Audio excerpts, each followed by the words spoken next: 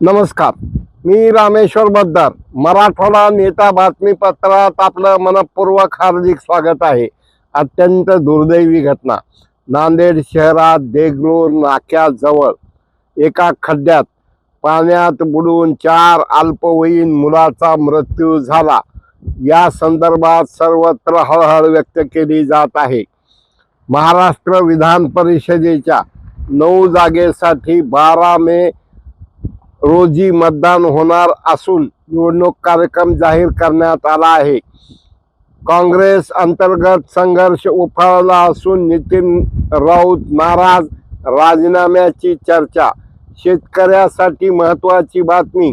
शेतमालाच्या गोणी आता 50 किलो वजनापर्यंत ठेवाव्या लागणार अशा प्रकारचे सर्व कृषी मार्केट कमिटीला आदेश देण्यात आलेले आहेत.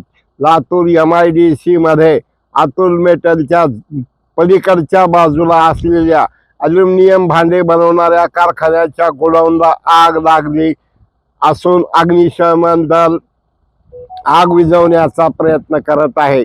पिवळसर पाणी सुरक्षित पण उकळून प्या, प्रयोगशाळेचा अहवाल. मनप पदाधिकारी व अधिकाऱ्याची प्रकल्पाला भेट. CBSE 10वीचा निकाल यंदा जाहीर झाला असून 93.70% विद्यार्थी उत्तीर्ण झाले. यात मुलींची संख्या अधिक आहे. 14 एप्रिल रोजी मिरवणुकीत प्रदूषण केल्याप्रकरणी लातूर जिल्ह्यात एकूण 7 गुन्हे दाखल झाले आहेत. लातूर शहरातील वाहतूक व्यवस्था सुधारण्यासंबंधी पोलीस अधिकाऱ्यांनी आराखडा जाहीर केला असून अंमलबजावणी करण्यात येणार आहे. RTO ऑफिस लातूरमधील इन्स्पेक्टरकडून जर कोणा वाहनधारकास त्रास होत असेल तर स्वातंत्र्य सैनिक प्रदीप खंडापूरकर बाबा यांच्याकडे संपर्क साधावा असे आवाहन केले आहे. नांदेड जिल्हा मध्यवर्ती सहकारी बँक वर्ष अखेर संचित तोट्यातून मुक्त झाले असल्याची माहिती बँकेचे अध्यक्ष माजी खासदार भास्करराव पाटील खदगावकर यांनी भरगच्च पत्रकार परिषदेत दिली. यावेळा हनुमंतराव पाटील बोटमोगरेकर, बाळासाहेब पाटील रावणगावकर, बाबूराव कोंडेकर, बँकेचे मुख्य कार्यकारी अधिकारी अजय कदम उपस्थित होते. नारी शक्ती वंदना विधेयकाच्या पाठिंब्यासाठी भाजप महिला मोर्चाच्या वतीने धाराशिवमध्ये पदयात्रा काढण्यात आली. येरमाळा येथील येडेश्वरी देवीचे चैत्र पौर्णिमा यात्रा उत्सवात एकूण प्रवासी वाहतुकीत 62,66,000 ची घसघशीत कमाई झाली असून परिवहन मंत्री व जिल्ह्याचे पालकमंत्री यांना अभिनंदनाचे पत्र दिले आहे.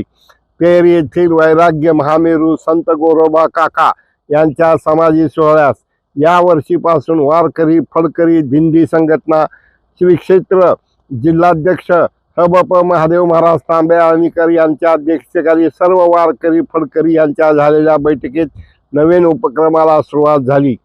पेर येथील संत श्रेष्ठ गोरोबा काकाच्या समाधी मंदिराची ओव्हरीच्या कामासाठी 3 कोटी रुपयाचा निधी मंजूर झाला असल्याची माहिती आमदार राणा जगदीशसिंह पाटील यांनी दिली. हिंगोलीत नारी शक्ती वंदन अधिनियम समर्थनार्थ शहरात मुख्य मार्गावरून पदयात्रा. लातूर येथील भाजपचे निष्ठावंत कार्यकर्ते वसंत राजाराम मदने यांचे निधन. निळकंठेश्वर साखर कारखान्या किल्लारी येथील ज्येष्ठ कामगार गुरलिंग बनसोडे यांचे हृदयविकाराने निधन. सोलापूर येथील प्रसिद्ध डॉक्टर मिलिंद शाहीर आज पुण्याच्या रुबी हॉस्पिटलमध्ये अल्पशा आजाराने निधन. सर्वत्र तापमान वाढत चालले आहे. आणखीन 2 दिवस हे फार मोठं तापमान राहणार आहे. आज नांदेड 40, धाराशिव 40, हिंगोली 39, बीड 40, परभणी 40, लातूर 39, जालना 40, संभाजीनगर 40 अशा प्रकारे असह्य तापमान होत चाललेले आहे. मित्रहो, मराठवाडा नेता यूट्यूब शेअर करा, सबस्क्राईब करा, लाईक करा आणि लक्षात ठेवा, उन्हात बाहेर फिरू नका, ढसा पाणी पिऊ नका आणि येणाऱ्या काळात 3 महिन्यानंतर जवळजवळ भारतातील 40 कोटी लोकांना हवामान बदलाचा फटका बसणार आहे. धन्यवाद. पुन्हा एकदा मराठवाडा नेता शेअर करा, सबस्क्राईब करा, लाईक करा. धन्यवाद.